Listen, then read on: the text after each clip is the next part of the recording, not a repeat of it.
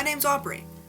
So, I have been making OCs since I was a young child, but we're not here to talk about them, since they're their own universe, and that would take like a decade of explaining since I've had them for about that long. Instead, we are here to talk about Transformers OCs, because one, that's something people know about and is kind of in the public consciousness right now, and two, I have thought about mostly Transformers since watching Transformers 1 a couple of months ago, and continuously watching G1 and the G1 movie. I felt like it was easier to introduce people to OCs that are in an established media, and also to be cringe is to be free, etc., etc. I survived Homestuck, Undertale, and Five Nights at Freddy's on Google+. I can be a little cringe on the internet as an adult, for a treat, just for me. I've been watching a lot of video essays lately, more so than usual, and it got me thinking, I have a lot of hubris as a colorblind artist. I could probably try to make a video essay that requires very little research because my source is making it up as I go. And then I got to thinking about doing silly little sound effects, making a little guy to put in the corner as a talk sprite sort of thing, making a background music, and so here we are. I'm going to read to you from my Google document that's titled The Ultimate Info Dump Document, and also add on to that as I go because I can. They are my OCs in my video essay. I can do whatever I want. We are starting with world building. Kind of. More so which Transformers continuity I want to focus on. And there are a lot of different continuities. G1, Prime, Animated, Armada, and that's not even getting into the comics. I'm going with the Transformers 1 adjacent continuity. I really like that Megatron Optimus dynamic, I like the cogless bot aspect, I like making a plot about what happens after, and I like the Quintesson ship. The Quintesson ship. Anyway, I know I'm not really talking much about the plot of the movie, but go watch it. It's awesome, it's very pretty, and it's very good. Bet you didn't think there would be required materials for this random person's OC lore video, huh? Anyway, love that movie and that's the world I'm putting my OCs into. And also just making things up because we don't have Transformers 2. Yet.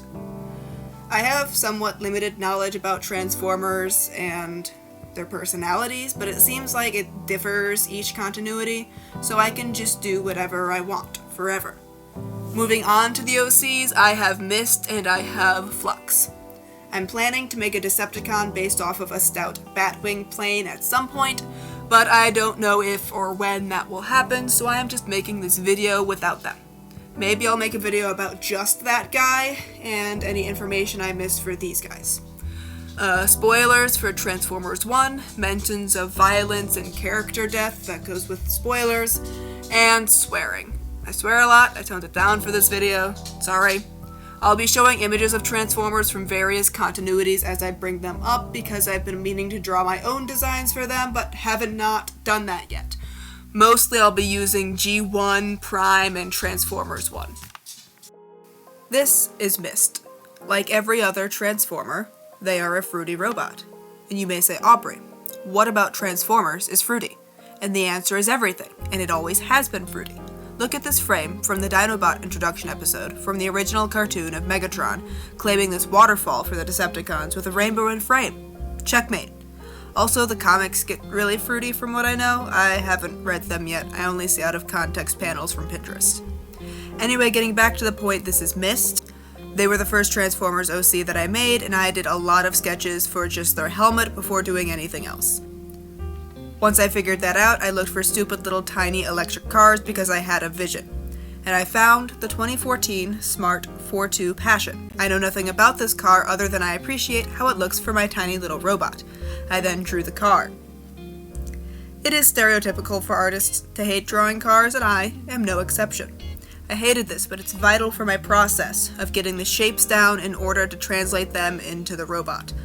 I only did a couple of sketches for their actual bot design before settling on one that I was happy with, and then changed a little bit only after finishing their reference sheet. I followed a similar process for Flux.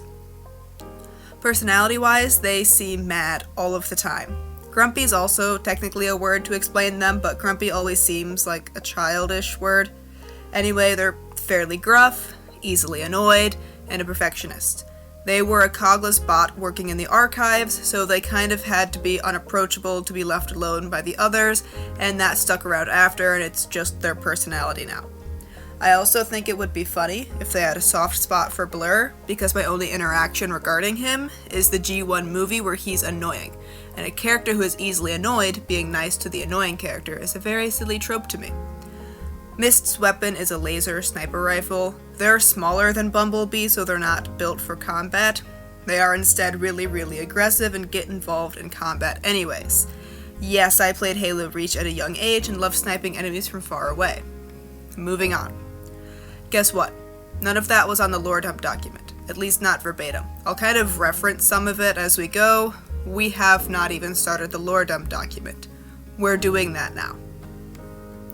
I have way more about Mist than Flux right now also. Mist, like I said, was a cogless archivist, recording and organizing information, going around and reporting incidents, stuff like that during Sentinel's rule. They were held responsible, i.e. blamed, and got the scrap beaten out of them whenever someone, Orion Pax, broke into the archives, even when Mist had nothing to do with it.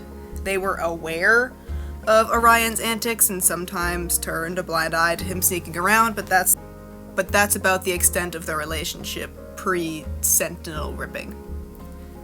At some point, Sentinel's ego demanded that someone witnesses his crimes, but he doesn't want it getting out to the general public. So who else other than the cogless archivist that nobody would believe? Mist got to witness various sentencings, like B getting kicked down to sub-level 50, the banishment of the High Guard, and executions, notably the execution of Alpha Trion. Normally, Sentinel at least gives the dignity of death rites. It feels like it would be a proper ritual that would be a lore thing in Transformers, but I made it up, so I have no specifics. Something allow their spark to return to the All-Spark, I guess. I don't know. The bot giving the death rites usually has to get close enough to have physical contact to do it properly, but Sentinel just does them dramatically because he is a bastard. Sentinel was also just going to behead Alpha Trion and be done with it, no death rites, until Mist spoke up during the recording and asked to. Sentinel was amused enough to let them do it, and Mist ended up basically catching Alpha Trion's head with their entire body because he is huge and Mist is very small, especially without a cog. Before all of that, when the recording arrangement first begins with Sentinel, which was essentially him telling Mist all of the shit he did so far, it opened with him threatening to have Arachnid tear Mist apart piece by piece if they try to tell anyone about this, and also who would believe a cogless bot anyway. Mist's first injury serious enough to go to the medbay was actually from this session with Sentinel, since he did have Arachnid demonstrate a sample of what would happen to Mist if they snitched. Ratchet was like, what the hell happened to this bot? And Arachnid goes, mind your damn business and fix it. So Mist and Ratchet get to bond over the bullshit from Sentinel, but carefully, because they don't want to be killed for it. Also, we don't really see Ratchet in Transformers 1. He's mentioned, but we don't see him that I could tell. So I'm using Transformers Prime images because he's voiced by Jeffrey Combs and that's really cool. I love Jeffrey Combs. Mist had done archive stuff regarding the medbay before, but it was after this first incident with Sentinel and Arachnid that they actually started talking regularly to Ratchet. This sort of thing continues until Sentinel is ripped in half by D, which brings us to the start of the war and where I start bullshitting, since this is where Transformers 1 ended. As everyone is reeling from everything that happened, and Optimus is trying to gather bots to form the Autobots to protect Iacon, Mist is the de facto head archivist. They upload all this shit Sentinel made them witness so that there's actual physical records of it now. For a short time, Mist is just researching the surface, T-cogs, recording newly uncovered history about the primes, and tinkering with communication technology, radios, codes, and other similar things. They also make the archives more easily accessible for others, and very reluctantly train other bots on how to navigate the systems, and so that there are more archivists. This does include Jazz, because he's the head of special ops in some iterations, and I like that, and I feel like that would be involved, especially with the code stuff. Mist is obsessed with history and learning new things, so when they hear about the surface being stable enough to explore, they want to go. They likely hear about the surface from Flux, more about her later. This also ignores the fact that the Decepticons are patrolling up there. I feel like they would build bases all over the surface, and that's their territory, while under the surface where Iacon is the Autobots' territory, but I don't know. Mist does in fact get kidnapped by the Decepticons. Some patrol, probably the Seekers, finds them and takes them back to the base. Mist is interrogated, and they reveal that they are doing archives and decoding communication stuff. And so there's like, hey, you're going to give us information. Not through torture, but not politely either. Megatron's a dick, Mist is a dick right back at him, something, he isn't the only one who suffered under Sentinel's rule, etc., etc. Mist is definitely smacked around at some point at the very least. The Decepticons realize they're not getting any intel from Mist, so they're like, you're gonna at least decode their stuff for us. And Mist is metaphorically sweating because they've already cracked the Decepticons' codes and do not want to tell them that. And Mist ends up just writing a lot of reports and establishing a better record system for the Decepticons under the threat of violence. I think this means they'll end up working with bots in communications and patrol, so hello Seekers. Hello Soundwave. Starscream has manipulative hot girl shit to do and sexual tension with everyone. Maybe that includes Mist. Who knows? Eventually, the Decepticons do manage to actually kidnap Bumblebee. He wanted to talk to Megatron and also was looking for Mist. Mist is immediately worried about Bee spilling everything to the Decepticons, but is also just worried about Bee in general at this point. And they start refusing to do what the Decepticons ask of them, even more so than previously, and they are subsequently locked up in a cell rather than getting to sort of roam around the base. Supervised, at least. Once there's a rescue mission for them, Mist joins in helping get Bee out of there since he's in worse shape than they are. Mist also realizes they're a very good shot during this rescue mission, wherein Starscream pins them to the wall and is like, you didn't tell me you could shoot. I wouldn't have let everyone smack you around so much if I knew that, because I would have let you be a full Decepticon instead of doing menial communications bullshit. And Mist, who is quite fond of communications bullshit, shoots him in the foot about it. You are all very, very lucky that I did not try to do a Starscream voice for this. You need to thank me in the comments for that. Anyway, once rescued, both Bee and Mist are taken to the medbay because, you know, violent interrogations, stressful rescue mission, etc., etc. Mist has been hit in the head and have whatever the Transformers equivalent of a concussion is. Mist also realizes how much they miss the Autobots, Ratchet especially, and is overly emotional while being patched up. Once again, also the fact that they were hit in the head while in Decepticon custody. Ratchet is worried about the show of emotion, but also is very endeared, because I think that's a silly combination. They have a little heart-to-heart about caring for each other, and Mist follows him around the medbay despite the fact that they should be resting because, you know, they're injured. Ratchet is like, can you please take care of yourself? You literally just got back, and Mist is like, fine, just for you. Can you tell I like the hurt comfort trope? Who said that? Moving on. Mist is on medical recovery leave or whatever for a while after this, and they're very restless. They end up following Jazz around, who's doing communications and special ops shit, or Mist is just sitting with Bumblebee, who's also on recovery leave, but actually listens to the medical staff. Once Mist is finally allowed to work again, they go hard into special ops and decoding, surveillance, communications, stuff like that, and they end up becoming the head officer. This does make sense because they did make most of those systems and have taught everybody else how to use them. They are still like gruff, perfectionist, pretty unapproachable, especially to younger bots. It's just their personality. And that does not stop Jazz from trying to get under their skin, but they don't have skin. It doesn't stop Jazz from trying to get under their plating. And Mist plays along because it throws Jazz off his rhythm at least a little bit. Like, he comes up behind them and just puts a hand on their shoulder, and Mist just leans against him, and Jazz is like, this is not what I expected at all from this bot. Hello? And that's entertaining. To me. Is that anything? That's about all I have for like a concrete order of events. Everything else is just little blurbs in my brain right now. Jazz being very flirty with everyone and Mist getting stuck with him a lot because they work in the same field is a fun dynamic because of how much an asshole Mist can be and usually is. You know? So, how are we doing? We have a little intermission here. Drink some water or something? Get a snack? Tell me about your opinions on the piece of my soul that is Mist. I'll share another piece of my soul with Flux here in a minute. Her information is way shorter because I just can't get my ideas about her out for some reason. I love her a lot, but I just have way more for Mist right now. A lot of Flux's stuff is also somewhat related to Mist, so just be prepared for more Mist stuff too. Personality-wise, imagine if Johnny Bravo was smart and respected women, and also was a woman, but a robot. That's Flux.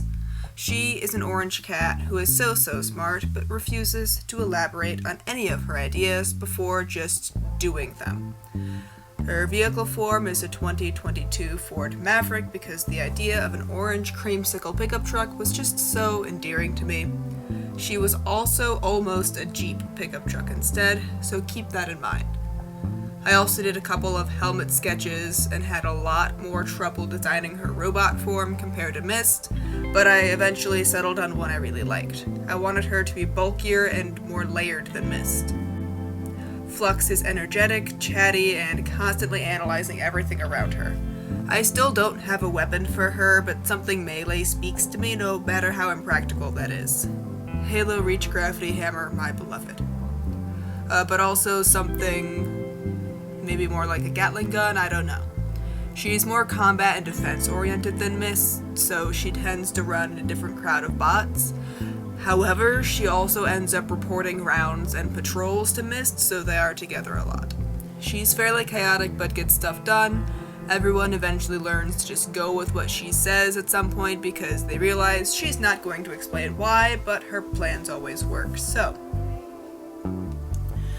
Originally she worked in the loading docks as a cogless bot before everything happened. Occasionally she talked with some of the miners in passing, usually with Alita regarding quotas and stuff. She was somewhat acquainted with Orion, Alita, and D. Once Sentinel's bullshit was revealed, she joined in the efforts to stop him, more so on Orion's side. She fully believed they could easily imprison Sentinel and establish a new court of leaders that weren't all primes, but then D had to rip a guy in half and kill his homoerotic bestie and then get banished. Tragic. Flux ends up being a part of a group that Optimus organizes to patrol and look out for Decepticons to protect Iacon or whatever. This also means she ends up reporting to the intel department like I said, of course, meaning Mist and possibly Jazz. And this means she is one of the first to notice that Mist is, missing. She's like, Jazz, where's our head archivist? And then B is the first one to actually go looking. He's impulsive and he also wanted to go talk to Megatron. It ends up being a small team of Flux, Jazz, and Alita that go to rescue B and Mist. They tried to keep fighting to a minimum, since those two were already injured, which meant that Flux did try to hold Mist back from shooting everyone. She doesn't fully succeed, since Mist did shoot Starscream in the foot, but also that was very entertaining to her because she is a Chaos being. Flux is practically carrying Mist back by the end of the trip to the main Autobot base within Iacon. After the kidnapping and rescue incident, she establishes better patrol schedule to make sure this is less likely to happen in the future. She does not explain why she made any of the changes, but they do improve security, so, girl boss. Optimus very quickly learned not to question her and just let her do whatever she needs to do. She will just randomly pop into a lab, ask questions about what's going on, especially with Wheeljack and his explosives, or whatever it is that he's doing, and then she'll just leave. Later coming back with plans on how to use this new tech in combat, and that's all I have.